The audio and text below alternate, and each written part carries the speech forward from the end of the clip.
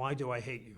That was the question. And me being me, I was like, challenge accepted, have a seat. It was a white supremacist, and I spoke with him that day, many days and many hours. It was a few years later of me working with him. He asked me if I can write a letter. He's going to the board.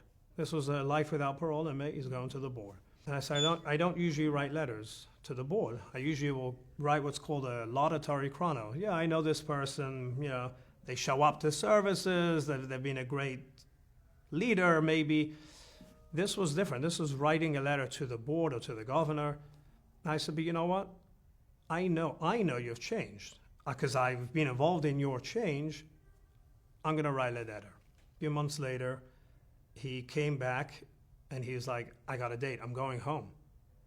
And he said, they read your letter. They're like, you have a letter from a rabbi?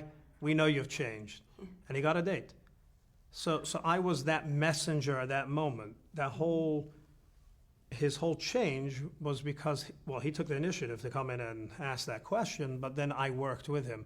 And that's not a one-time story. No. There are other stories like that. There's one currently going on. That's why God wants me here. That's where I see why God wants me here.